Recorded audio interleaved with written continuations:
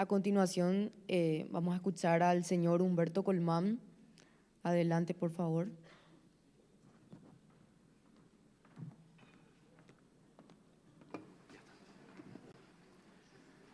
Bueno, muy buenos días a todos. Un cordial saludo a los colegas, a los compañeros de las distintas instituciones, en especial a los economistas por su día. Y una famosa frase decía que Dios creó a los economistas para redimir o a liberar a los meteorólogos, porque somos tan malos haciendo proyecciones, pero en realidad los meteorólogos mejoraron sustancialmente su capacidad de hacer predicciones. No tanto así, lamentablemente, creo, en el área económica. Bueno, pero más allá de eso, entonces lo que quería justamente, dado que el panel trata sobre crecimiento, es hablar un poco más en detalle sobre este tema tan importante. Decía un premio Nobel en economía, Robert Lucas, que una vez que uno empieza a pensar en las consecuencias para el bienestar humano de este tema, es muy difícil pensar en otra cosa. Entonces, si nos vamos al siguiente, a ver un poco. Sí, vamos.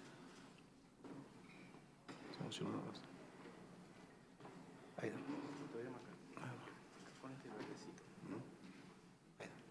Muy bien, en primer lugar, entonces, para poner en perspectiva la historia del crecimiento de nuestro país en los últimos 25 años, ahí vemos las barras corresponden al crecimiento de cada año desde el año 97 y las líneas corresponden al promedio de distintos periodos. Como podemos ver ahí, entre los años 97 y 2001, 2002, fue un periodo caracterizado por inestabilidad financiera, crisis financiera, problemas en la región, también desorden fiscal, todo lo cual, como ya se mencionaba antes, mencionaba el profesor Quijote, eso viene asociado con un desempeño magro, prácticamente cerca de cero el crecimiento económico.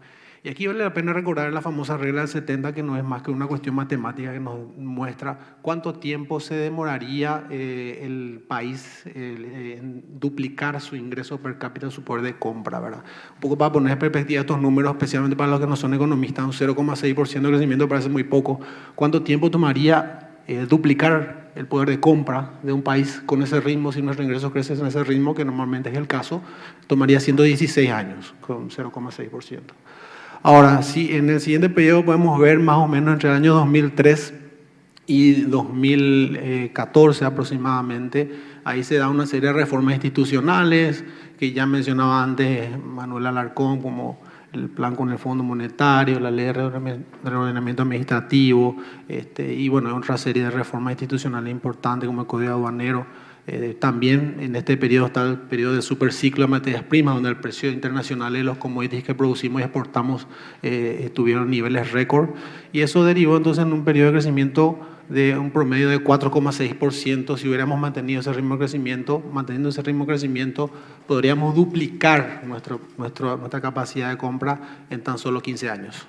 Entonces eso te da cuenta cómo pequeñas diferencias en estos números hacen gran diferencia en el bienestar de la gente a largo plazo. Finalmente, en el último periodo, tomando el término del superciclo de las materias primas, 2014 más o menos esta parte, vemos que hay una desaceleración en el crecimiento promedio que pasa a 2,3%. Acá hay una serie de factores que uno podría mencionar, que voy a ahondar un poco más adelante, pero a un ritmo de 2,3% de crecimiento necesitamos 30 años para duplicar el ingreso per cápita. Entonces, eso nos da la pauta de la importancia de esto. Haciendo un ejercicio muy simple de contabilidad de crecimiento, que para puedo poner en perspectiva a todos, es como desagregar el crecimiento en sus principales fuentes, lo que dirían algunos transpiración e inspiración. Transpiración es contratar más, invertir más en maquinaria, en equipos, contratar más trabajadores. Pero por otro lado, inspiración en que estos trabajadores o estas maquinarias sean más productivos, o sea, que cada trabajador produzca más. Y entonces eso un poco tiene que ver con productividad, ¿verdad? Esa inspiración tiene que ver con productividad. Y haciendo esa descomposición del crecimiento, uno puede ver cuánto aporta el trabajador, cuánto aporta el capital, cuánto aporta esta inspiración o productividad. Y aquí vemos la productividad, que es probablemente una de las variables más importantes sobre la cual deberíamos quizás investigar más y profundizar el análisis. Vemos que esa productividad estuvo en niveles negativos en aquel periodo de inestabilidad que mencionábamos en la década del 90. En el periodo entre 2004 y 2014 aproximadamente vamos al terreno positivo, 0,6%. Y en estos últimos años de vuelta hacia el lado negativo. Entonces este es uno de las, posiblemente uno de los drivers o conductores más importantes para el desarrollo de un país.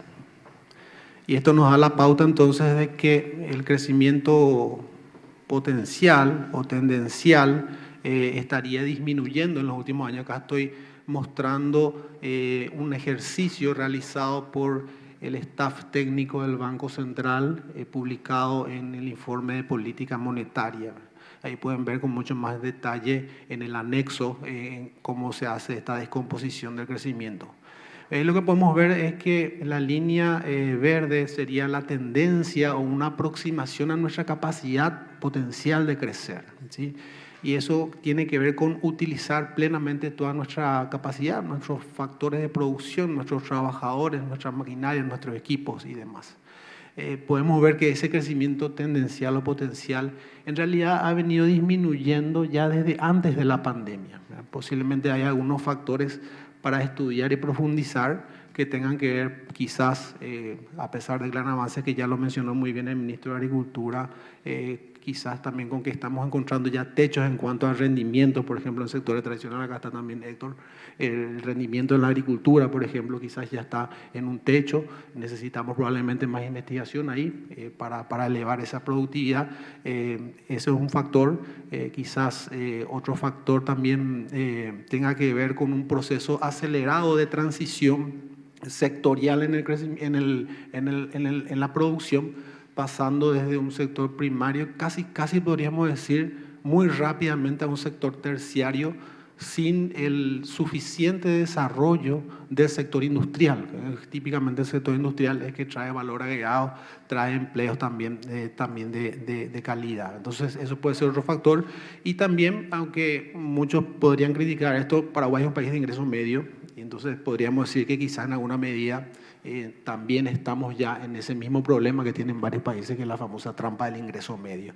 Bueno, estos pueden ser algunas de las hipótesis por cual unas hipótesis que explican esta desaceleración en el crecimiento potencial. Y bueno, viendo un poco más detalle y vemos la descomposición que ya les decía, bueno, interesante notar que el aporte del capital, que tiene que ver con la inversión, creció algo en las últimas décadas.